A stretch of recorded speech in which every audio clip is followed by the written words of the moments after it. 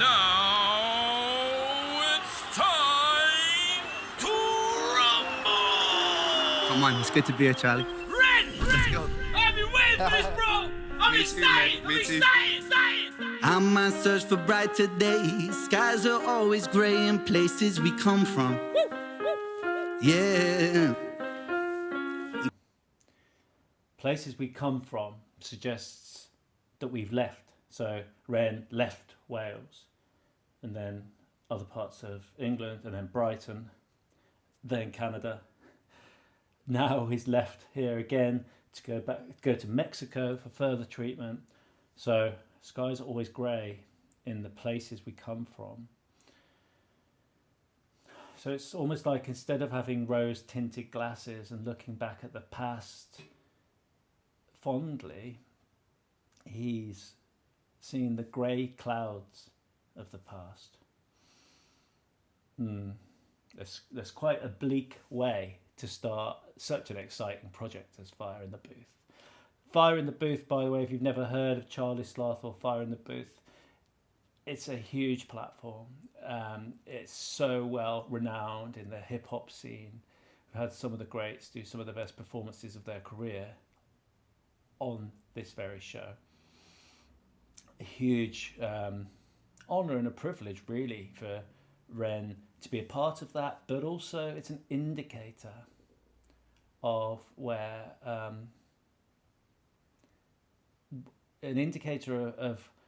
where he is in his career. He's had a UK #1 album. He's got respect for a lot of people, you know. He just hasn't quite made it yet, but maybe this is the tipping point.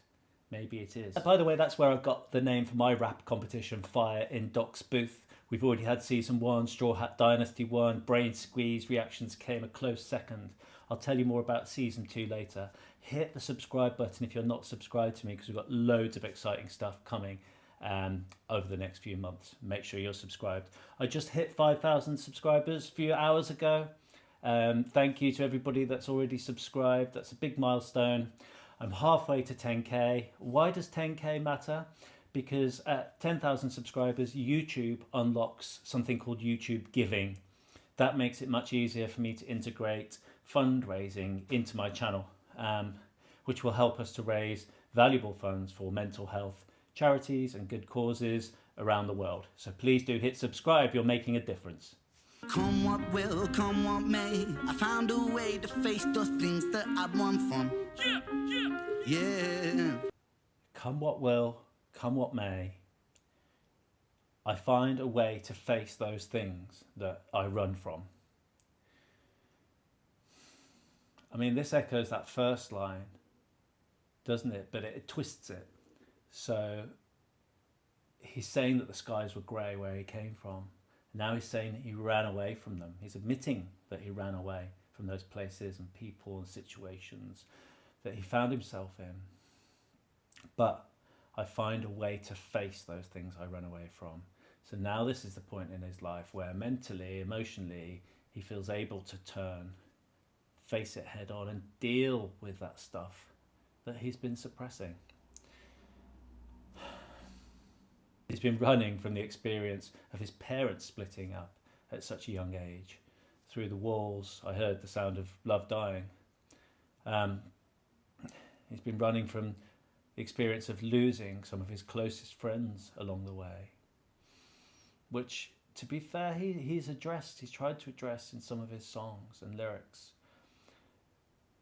But here he's admitting that he's been running away from the physical pain, the pain of mental illness as well.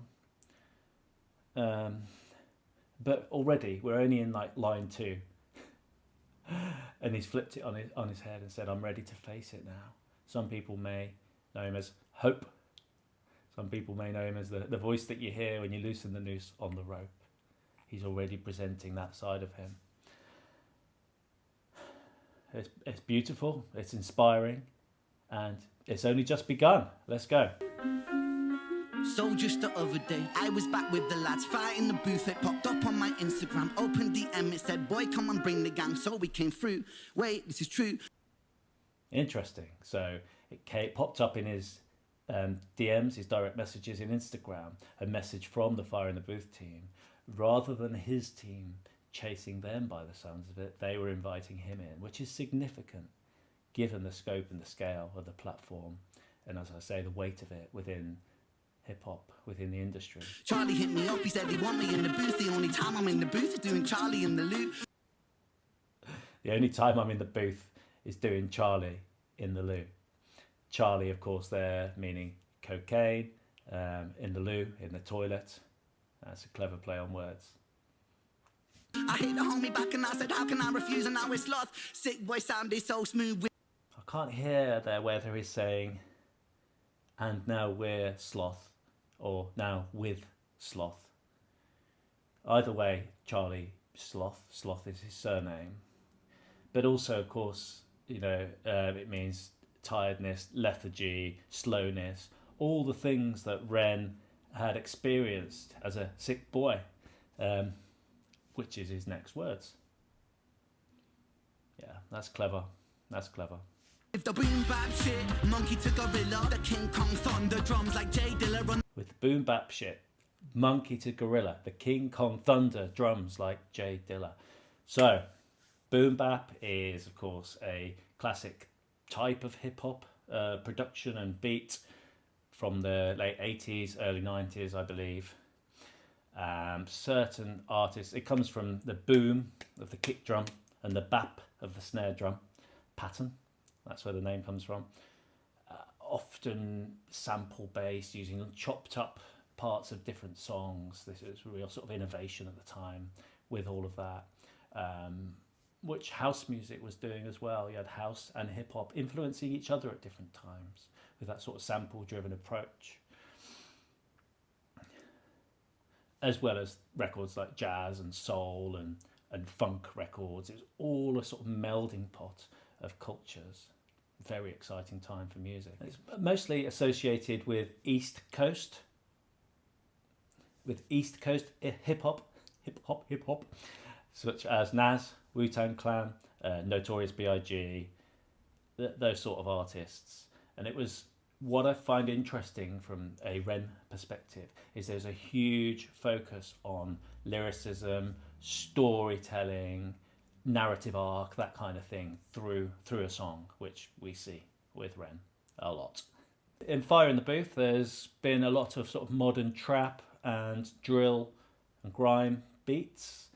There have been a few artists that have used the more traditional boom bap style that Ren is proposing here, but he's definitely made that choice to stand out amongst other contemporary artists. It's a clever choice. I think it goes with his style very well. And then he says J Dilla, who was a legendary hip-hop producer and rapper himself, but he was known for pioneering this beat, this boom bap style, lots of soul and jazz infused influences just dripping through the music that he made and produced. He influenced lots and lots and lots of artists like Tribe Called Quest, Roots, and then modern artists like Kendrick Lamar, who Ren has often cited as a huge influence. They were influenced by him. Monkey to gorilla is an interesting one.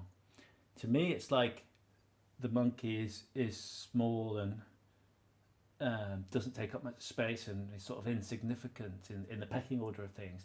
And then there's the gorilla. So monkey to gorilla is like growing or leveling up. I'm guessing in terms of lyrical skill and Ren's career. And thunder drums like J Dilla, he was renowned for these heavy, soulful, offbeat drum productions. Thunderous, organic feel, animalistic, tribal, hit you in the solar plexus sort of stuff. So that's what he's talking about there. King Kong. The throat gets slit, Freddy cut scissor, click, click, empty the clip, reload trigger. And the throat gets slit. Freddy, cut, scissor, click, click, empty the clip, reload, trigger, boom. Freddy Krueger from Nightmare on Elm Street, the cult horror movie, used like scissors sort of razor fingered glove things, to slice people's throats. So the click click is very clever there. Click click, because scissors make that snip snip or click click noise. But then click click is the sound of a gun reloading as well, I believe. Because then he talks about reload the trigger, empty the clip, reload the trigger, boom. So then he's moved from scissors or knives to guns. So firstly, I think it's just like Ren saying, I'm killing this, I'm murdering the beat, destroying it. But also, I wonder whether there's like a subliminal message there as well. He's moving from the blades, the knife crime of the UK, to the guns, the gun crime of the US, of America. Does Ren see this as a pivotal moment in his career, where he can go from having a #1 album in the UK to something in the American Billboard charts, starting to go from UK domination to world domination via America? I think that could be significant. Boom, I fell out of the womb riding broomstick broom, so a snitch gets gripped like the Quidditch snitch dude. Yes, Harry Potter bars. I'm a big Harry Potter fan. Love me a bit of Harry Potter. I fell out of the womb riding a broomstick. I fell out of the womb riding a broomstick. I was magic from the moment I was born. So the snitch gets gripped like the Quidditch snitch dude. So he's saying he's magical. He's the Harry Potter of the rap world. He's got special powers. I couldn't agree more. He has. He can't be human. He can't be human and deliver what he's delivering. It's insane. Am I sick, boy? Sicker than who? Salvador Dali paint a fire in that. A loose screw. Salvador Dali, paint a fire in the... Okay, so obviously Salvador Dali was an infamous surrealist painter. He was known for melting clocks and psychedelic, almost hellish, often landscapes, hence painting the fire. But he also said sicker than who? Salvador Dali. And in that sense, Ren always plays with the word sick, in terms of sick boy, in terms of being ill, in terms of being good at something, being sick, in terms of being a bit twisted in the head. Not very PC. But the same went for Dali.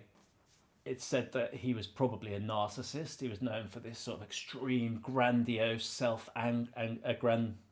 aggrandizing. What's the word? Aggrandizing behavior.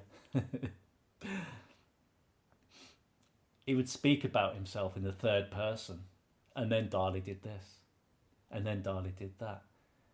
Bit strange, really. He was definitely the centre of his own story, wasn't he? He was the main character, the protagonist of his own life story. He always claimed that he was a genius, destined for greatness. I mean, he also had an obsession with death and the bizarre, which some would say is sick. He believed that he was the reincarnation of his dead brother. A lot of his paintings have themes of decay and death and the gruesome and the macabre. And then, sick in the head, not a very nice term. Dali was never diagnosed with having any mental illnesses, but those scholars have looked into it and believe he may have had sort of schizoid personality disorders, obsessive compulsive traits. They even think perhaps epilepsy or some other hallucinations. And then certainly in his later life, the decline of his life, he was very, very paranoid, very controlling, very manipulative of all those around him. His wife died, he became depressed and withdrawn. Scholars actually think now that he might well have been suffering from dementia or Parkinson's disease in those later years. So, how concise of Ren to just say sicker than who? Straight into the Dali bars.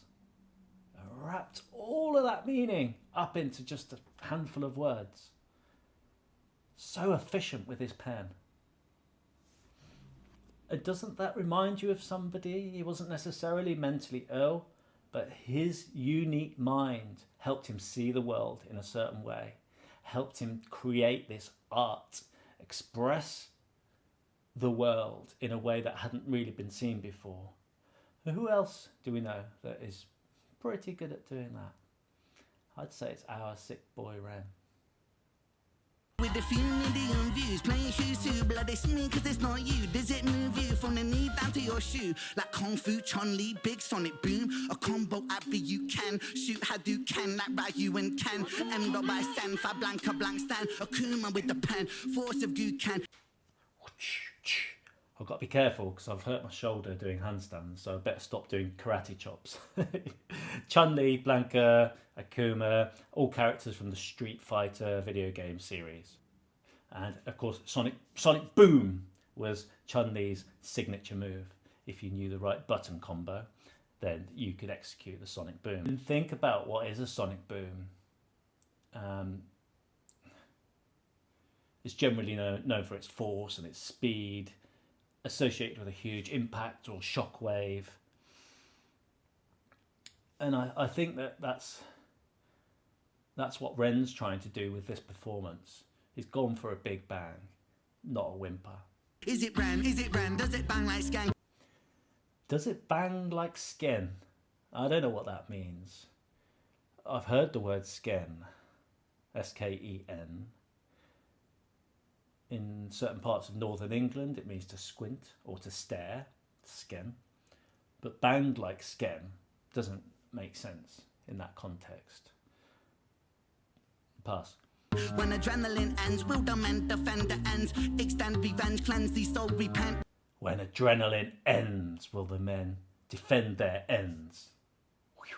So, will the boys get together and protect their home turf? But also listen to the way that he says that. He pronounces that. He says, the men defend their... It sounds like dementor, which is some sort of demon, isn't it, from Harry Potter? Dementors. They suck the joy out of you or something. Which links back to those earlier broomstick bars. Broomstick bars. Bada bada bada bada broomstick bars. Sorry about that. Lord, forgive my sins, how in heaven sent world, top of the world, wide web earth. That is a nice double time, isn't it? Nice double time. Top of the world, top of the world, top of the world wide web. So he's referencing the fact that he's got to the top of the music world using the internet, using YouTube and the community of the internet. That's clever. Over the top, I drop a rockin' bobbin', dropping hops his birth, mother reverse, verb in a hearse, and top of the level, decipher the words. Wait, fuck doing double time shit, let me spit. Over the top, I drop, I'm rocking, dropping, bopping, hop since birth, I think he said. And that hell in heaven sent reminds me of something. Where have I heard heaven sent? Slaughterhouse. In Slaughterhouse, he says, the last of the prophets, heaven sent Nephilim, I think, roaming the earth with a severed wing. I don't know how to pronounce it, but the Nephilim are mentioned in the Bible as fallen angels. So the idea of being banished from heaven, fallen angel, your wings have been clipped, which is a recurrent theme in Ren's lyrics as well. And yeah, sent from heaven or sent out of heaven, booted out of heaven. It sounds like, and maybe now in hell or now on earth, which is its own form of hell, some might say. I think somehow those two lines and concepts in those two songs are... Hey, fuck doing double time shit, let me spit. It's the... Fuck doing double time, let me spit. That's interesting. So he felt like he had to do some double time. He had to get some in there to show off his lyrical prowess, his delivery of his bars. He can do it. I can rap. Hey everyone, I can rap. He's got to get that validation in there from the hip hop world. And now he's addressing the fourth wall like he does in High Ren, and acknowledging that he's done that and he doesn't want to do it anymore. He just wants to relax and have fun with the rest of the song, by the sounds of it. I've proved myself now. Now back off and let me enjoy this. Taylor the amazing Spider Ren. Oh, what's he saying? Sounded like the tale of the amazing Spider Ren. Reminds me of the Simpsons movie. Spider Pig does whatever a Spider Pig does. The Amazing Spider-Man is the name of a recent film, but also of the original Spider-Man comic that's been running since the 60s or whatever it is. He didn't just say the Amazing Spider-Ren, because he mispronounced spider.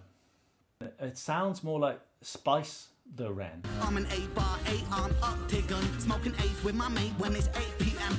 Spice the Ren. And now in this next line, he's talking about weed, aka spice. Smoke an 8 with my mate when it's 8 p.m.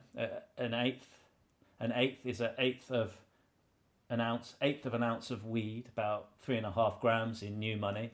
And the number 8, I think, is really significant here. He repeats 8 many times.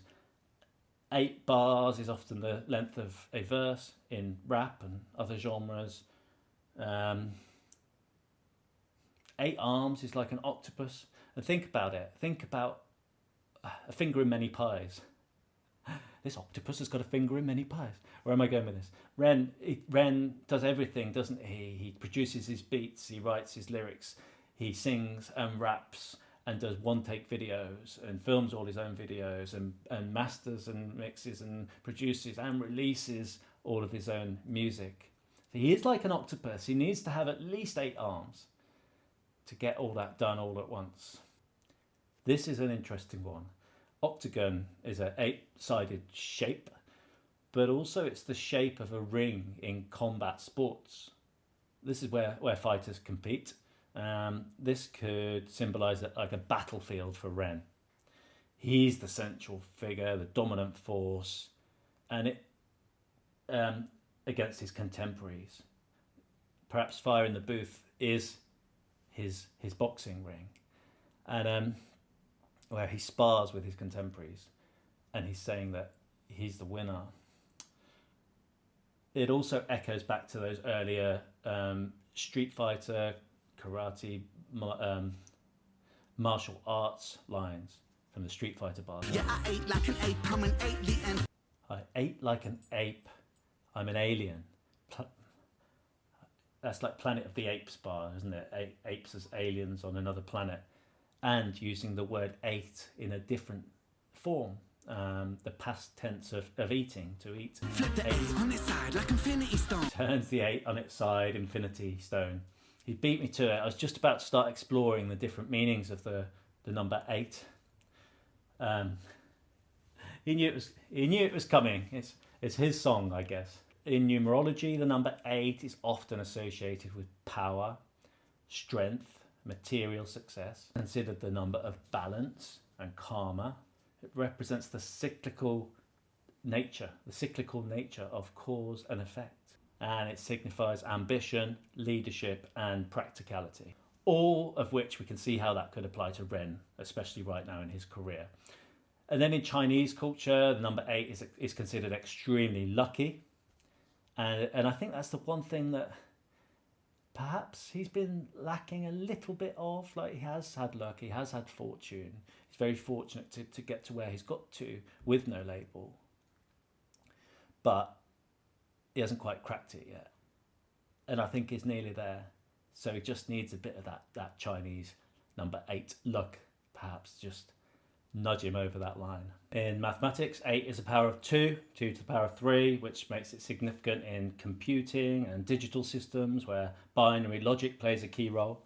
It's also a cubed number, signifying structure and order. And then in Western symbolism,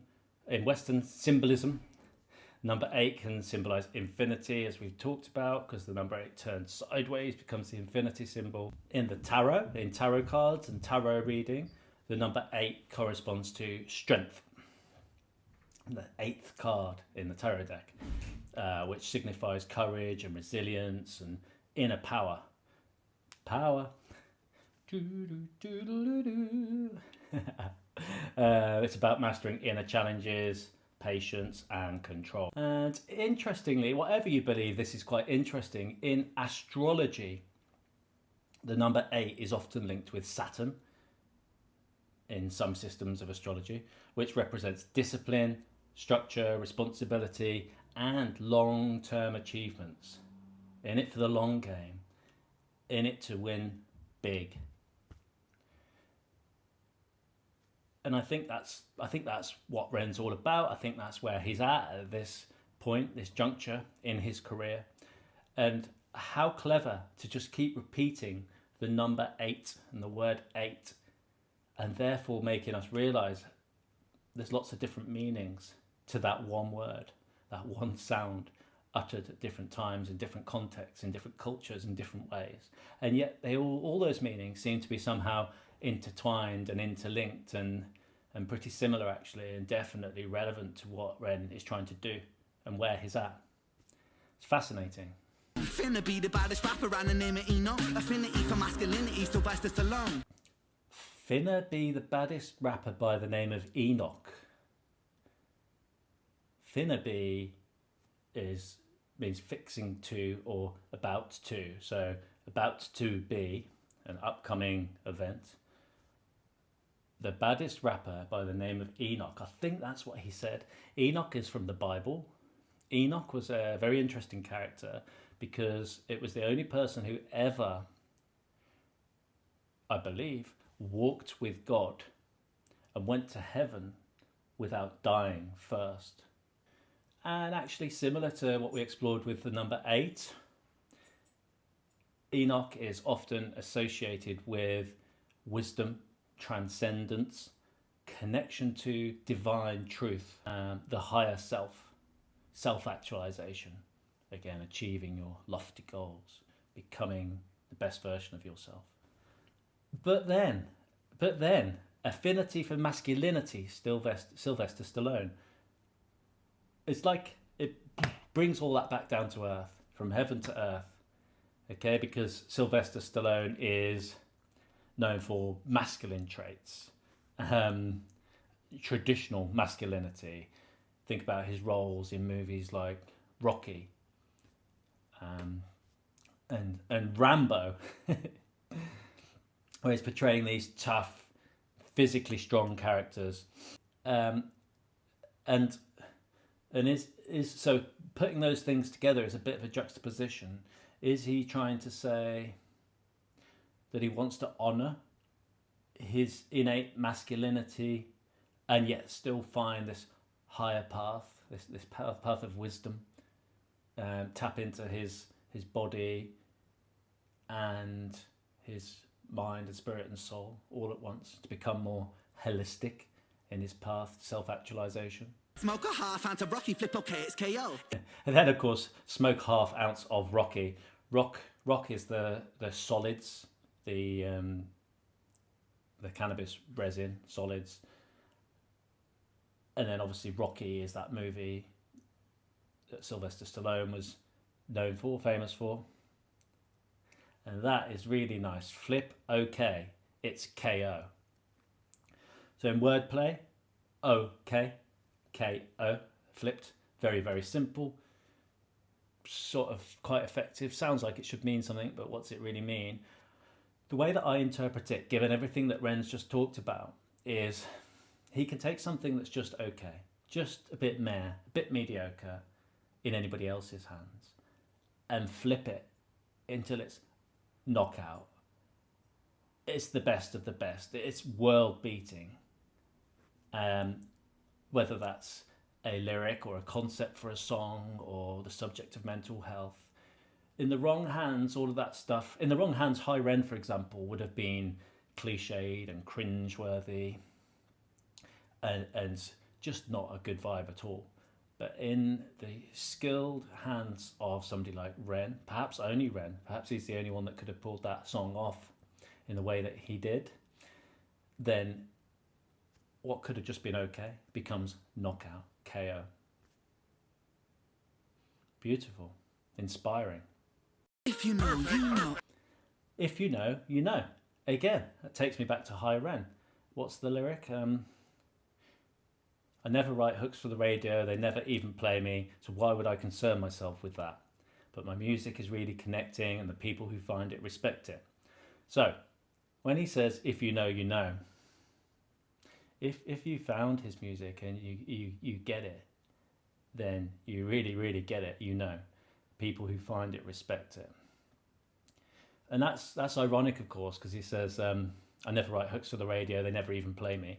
And yet, Fire in the Booth, Charlie Sloth was a big Radio 1 Extra, is a big Radio 1 Extra DJ, and Fire in the Booth has been running on 1 Extra for years now. Is it only on the internet now? Is it not played on as part of 1 Extra show anymore? I'm not sure. But regardless, he is essentially being played on the radio now, which is ironic. And I think that's why he's hooking back to that when he says, if you know, you know, in this song. I got soldier flow, that's a .50, that's a sniper scope. Take the sniper scope, point it at 50. The body decays like it's an isotope. I got soldier flow. He's not messing around here. He's fighting. This is a war, and he's gonna win. Then he's talking about a long-range, high-powered sniper bullet. So what he's saying is, with his flows, with his delivery, it's not just a gunshot that could kill you. It's not just murdering the beat. It's so powerful and it's so precise that it might as well be a bullet from a sniper's gun, far away. Like, that's how good his delivery is. That's how strong it is. That's how accurate and concise it is. And then a sniper scope is able to be far away and zoom in on something with real perspective and a keen eye for detail, and take the sniper scope, point it at 50.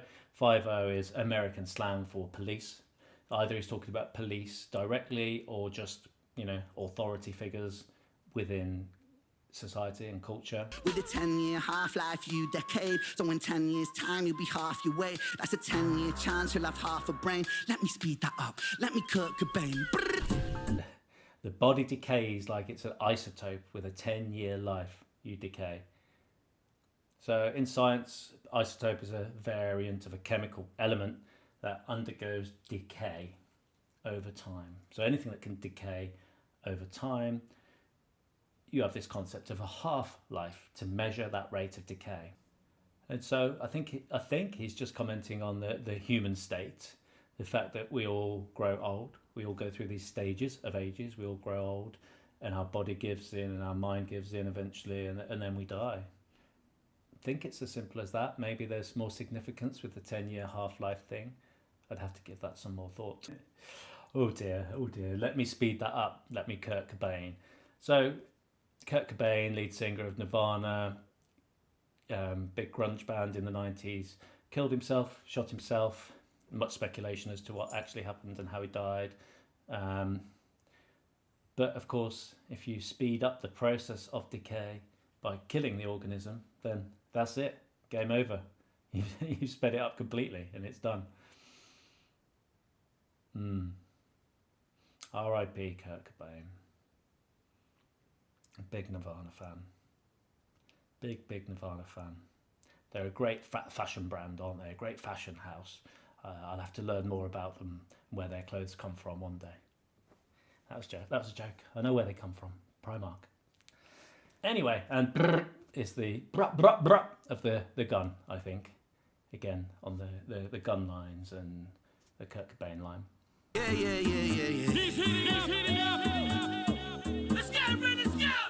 Swing Warhammer like I'm Thor or Banner. I'm a Mordor, honey man, body bag and tag a man. Swing Warhammer like I'm Thor throwing Mordor, I think he said. I think he had those words in there, maybe not in that order.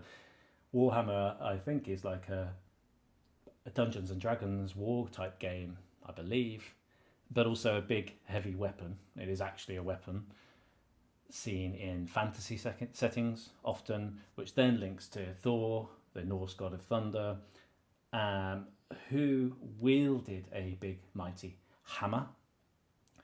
And then Mordor is from the Lord of the Rings, which is a place of evil and destruction in Tolkien's world. Rearrange a man's face, fuck's sake, anagram. Put it back together like a game of Scrabble and... Rearrange a man's face, fuck's sake, anagram.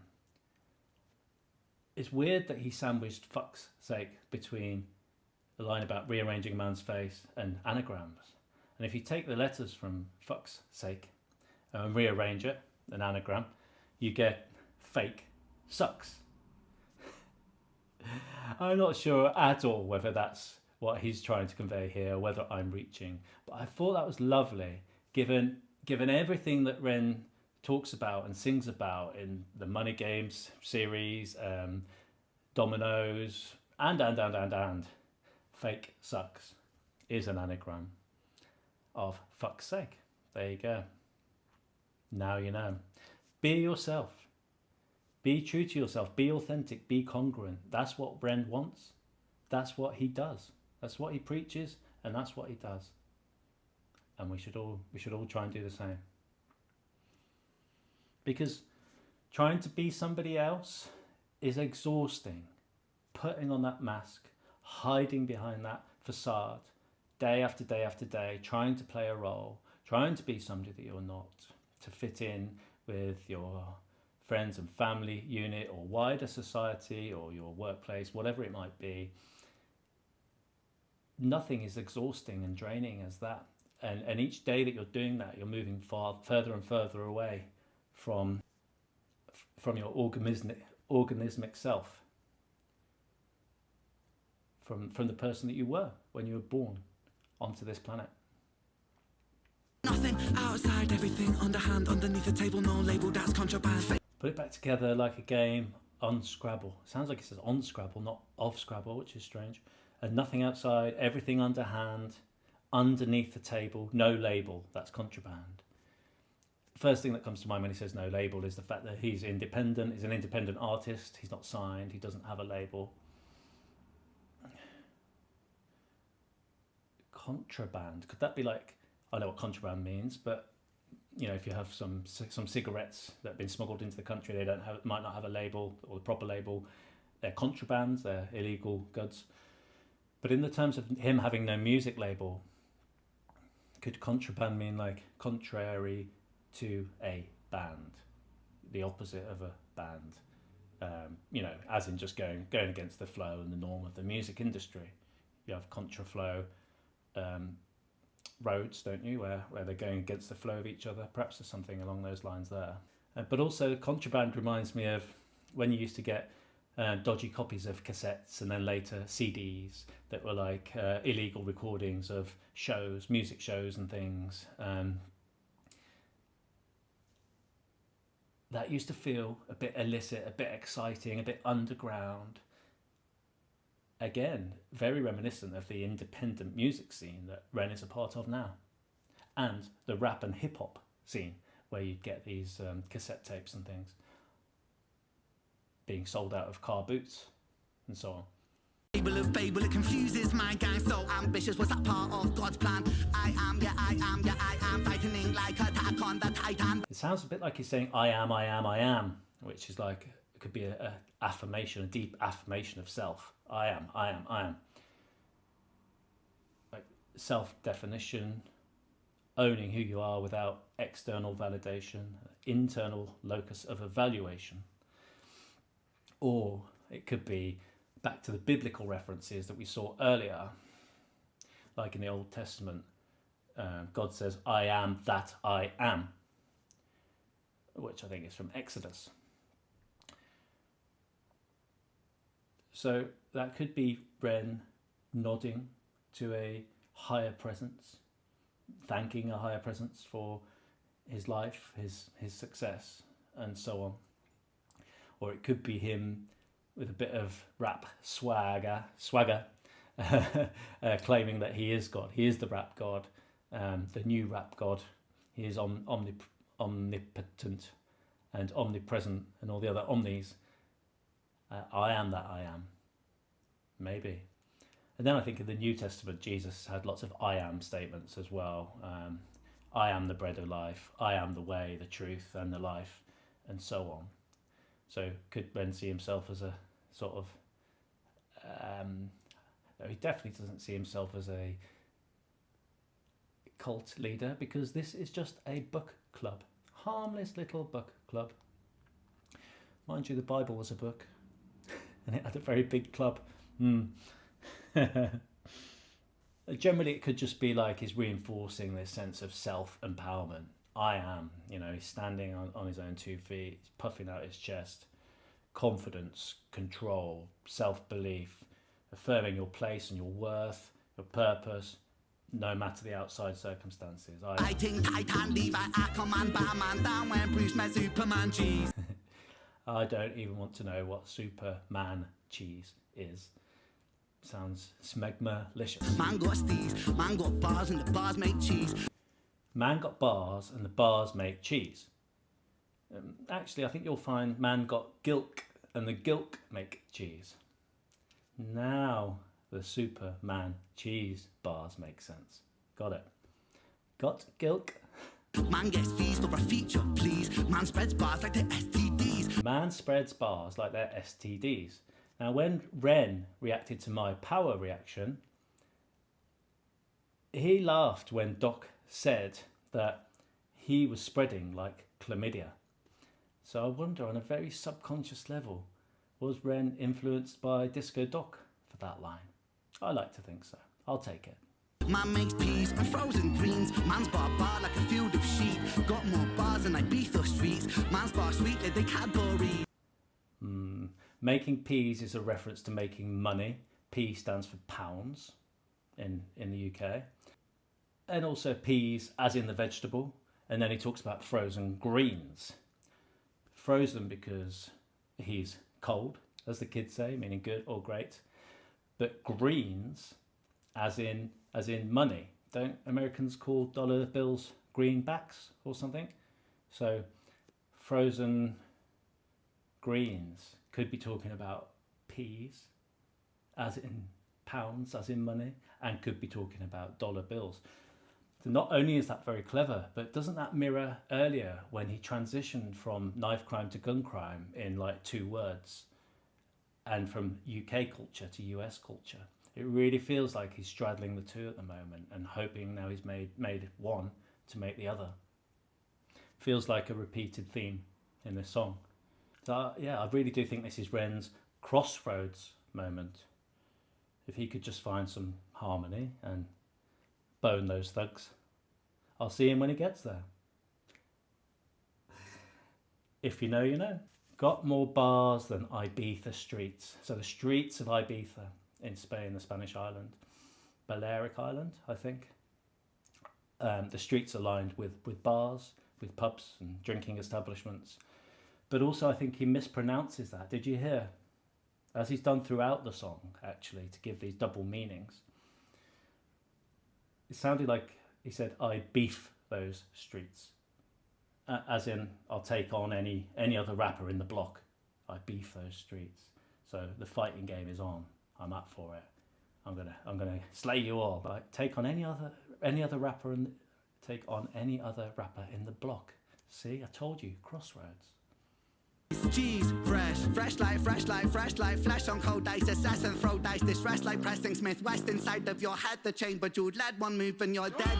Okay, so he's echoing back to the Frozen bar with this one about ice, and he's talking about shooting someone dead, and then when they're dead, and then he says about skin being on ice. Well, when you're dead, bodies get frozen often on ice on the way to the morgue where they're chilled before the autopsy. So yeah, that was clever too, the way he led up. Grip, then it's click and I clack it. Can you swim, mate? Is your body aquatic? So he's mispronouncing aquatic. Aquatic as in waterborne and able to swim. But it sounded a bit like he said quack as in duck. as he asked, "Can you swim, mate?" So he's like squeezed duck in there as well. Keep it out frank with the shank in the attic. Man gets spanked with the flashbang banging. Yeah, I don't know how I feel about this line. I've got to be honest. Keep it and frank with the shank in the attic. I'm actually heading off to Poland tomorrow. We're going to be visiting Auschwitz and the salt mines.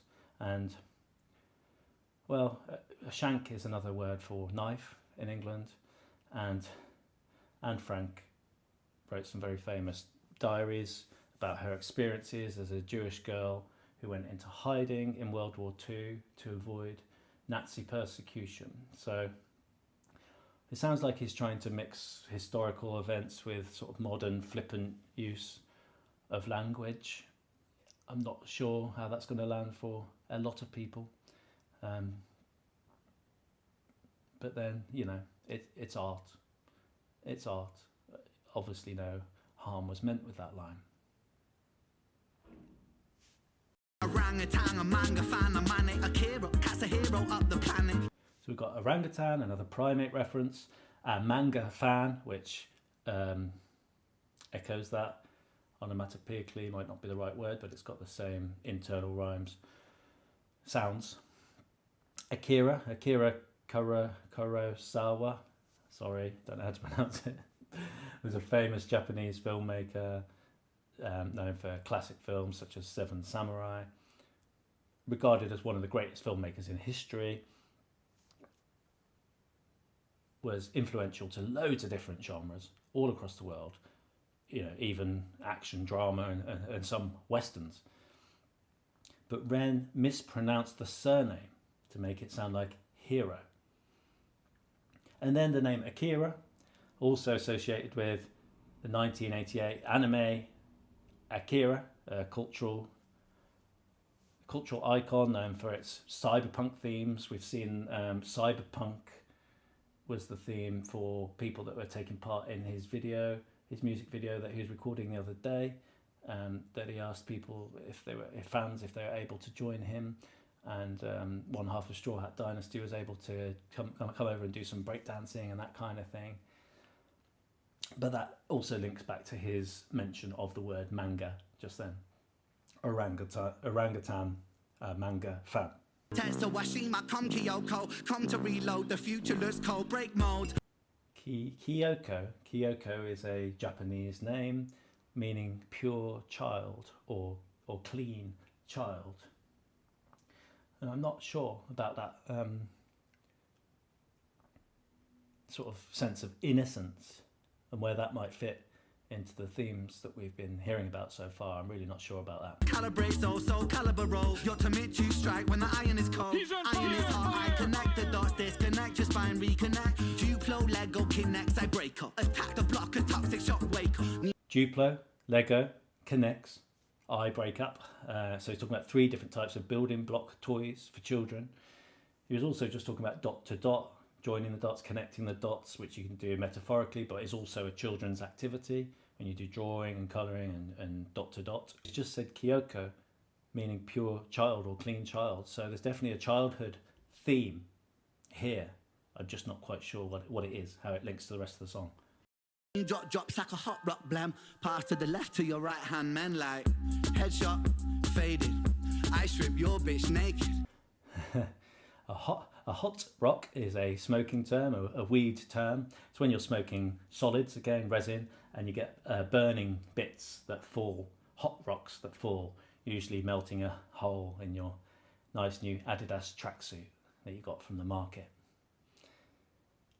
And blem is an interesting one. It originated as UK slang from the Caribbean, from Jamaican slang, and often meant cigarettes in the London area, I'm told, but more widely it meant weed, marijuana. But also, blem is a song by Drake from his album from 2017, More Life. And that song blends elements of dancehall and Afrobeat.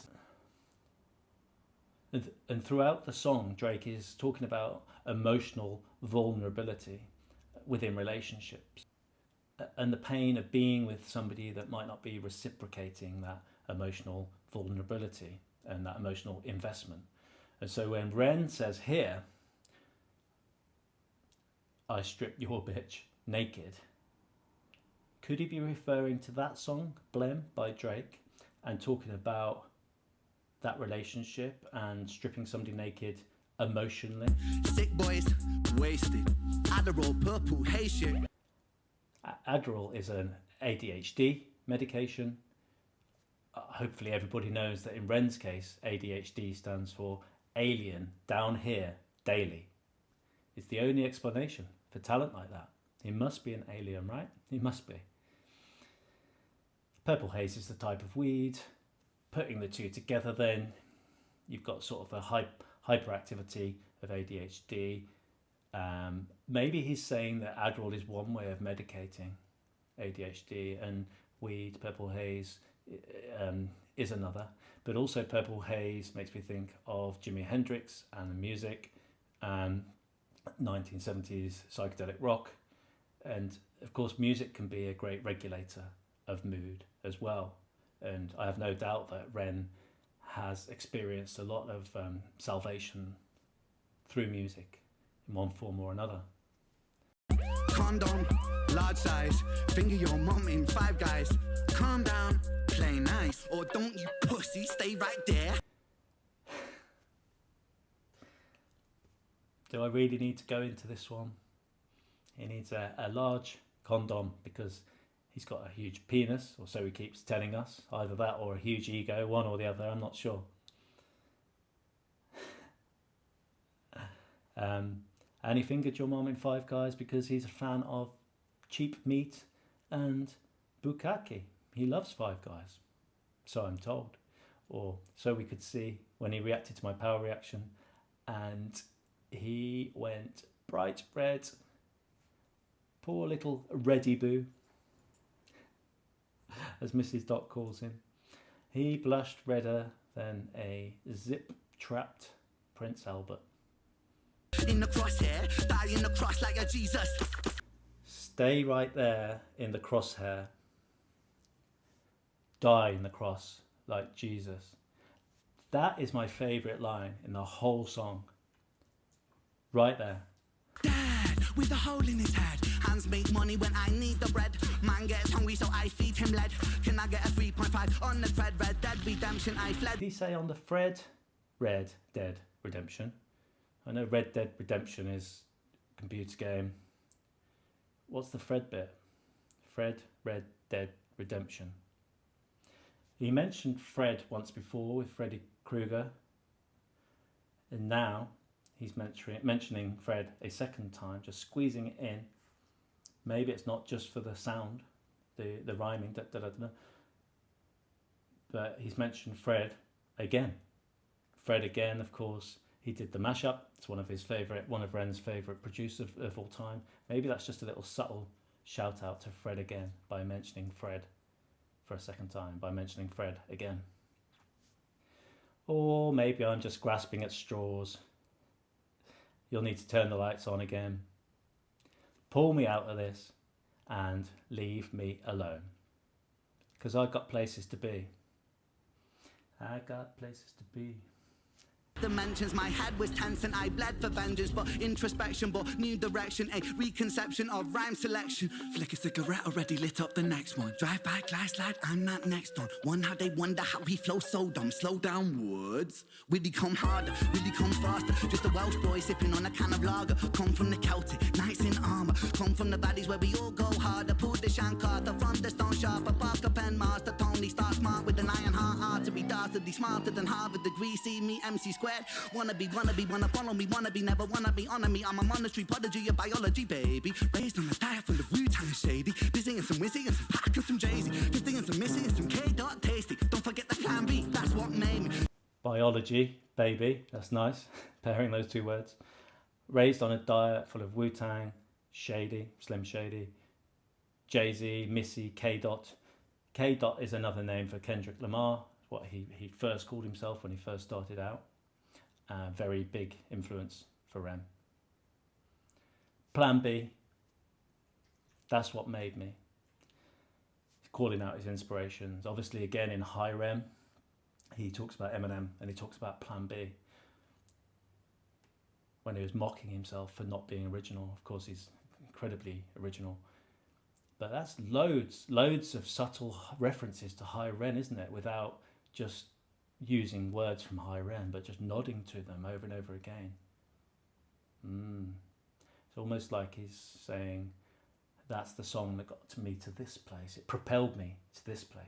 Now this song is going to propel me to the next. Chop it up, then mop it up, the cadences are crazy. Knocking up a Molotov, the big boom, baby. Bang, bang, bang, bangers on the daily. Fuck all that singing shit. Will they come hard? Will they come faster? Just a Welsh boy sipping on a can of lager. Come from the Celtic, knights in armour. Come from the valleys where we all go harder. Smoking on a spliff, singing Cymru and Biff. I'ma leave you with this, cause I'm getting pretty bored now. I live just to feel the music here. I give it as a gift, it was mine, it is yours now. Smoking on a spliff, singing Cymru and Biff. Leave you with this, cause I'm getting pretty bored now.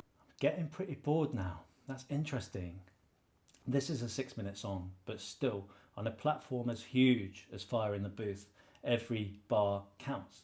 So why would he choose to repeat the last bit again, as he just did, and not cram it with even more bars and references? And there's our answer. I'm getting pretty bored now. What he's saying, I think, is he doesn't even have to try. He's already won. Flick of a wrist. Out comes this genius song. A bit like he did with the Dotter disc. He can afford to repeat himself. He can afford a bit of duplication. He doesn't even have to be bothered to write the last verse. He can just copy and paste.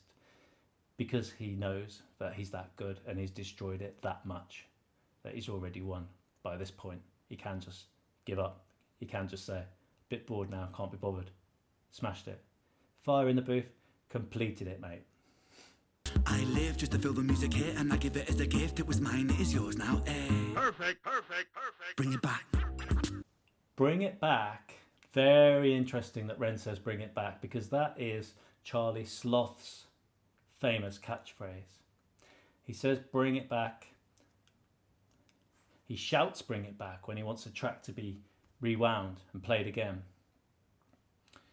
Or if something really exciting or noteworthy happens, that's when he'll shout it. And then he asks for the track to be wheeled up. Wheel up, wheel up, wheel up. Meaning rewind it. Play it again. Take it back to the start and play the whole thing again. This is from the dancehall and grime music scenes, and Charlie Sloth has really used it as his catchphrase. So, by Ren saying it, Ren is saying, I'm not just on Fire in the Booth, I own Fire in the Booth. I am Fire in the Booth. He's taken Charlie's catchphrase and claimed it as his own. That's very, very, very clever. Very subtle, but very clever. And also he's saying, I get to say that I smashed it. I get to say that I won. I owned it.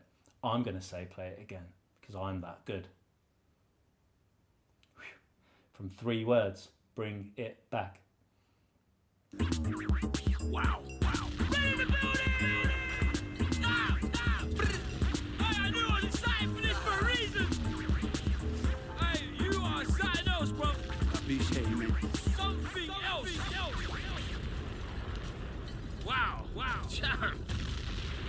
Hey, bro, that was special. I Thank you, appreciate man. you coming through, man. Thank you for having me here, Charlie. Thank you. And you see that right there? That right there is what we call fire in the booth. Another special moment. This is one that people go and talk about for a minute. That praise from Charlie Sloth in Fire in the Booth carries so much weight in the hip-hop world, the rap world. Charlie's had some of the greats in the booth, and they've given some of their most career-defining performances, as I think Ren has with this one. I think it will be seen in the test of time to be a massively defining performance for Ren, a pivotal moment when he was stood at those crossroads. And he was about to make history. I think he's going to do that. It's not to be taken lightly, those words from Charlie. And then Ren's little laugh right at the end. That's so typical of our sick boy Ren, isn't it? All that bravado and swagger of the rap lyrics. But really, what does that little laugh tell us? He wants to believe Charlie with his praise. He wants to believe that it went well and that it's going to be well received. But he's almost too nervous to.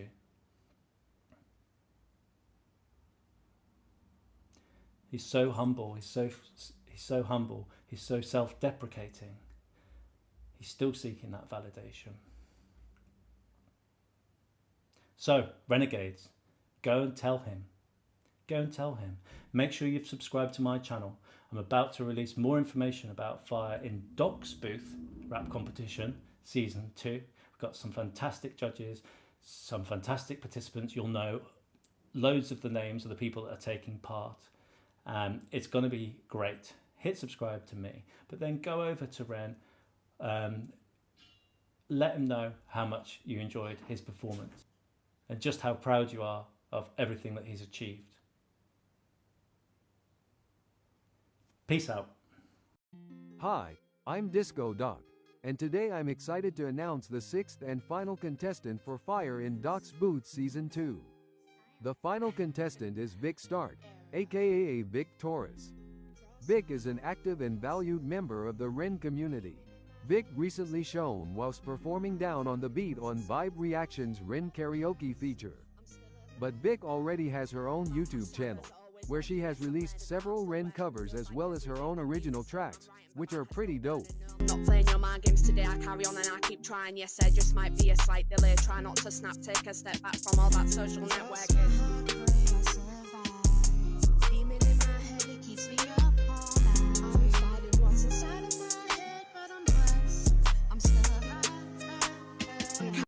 Vic will be going up against King Dada, Drink the Kool-Aid, Goat Worthy, Becca Doss and Just Jordan. Our esteemed judging panel will consist of Vibe Reactions, Brain Squeeze Reactions and Crow Reactions. Our beats will be provided by the legend that is Vexo, and Doc parodies will be mastered by Sir Tap. This season is gonna be pure fire. Let's fucking go.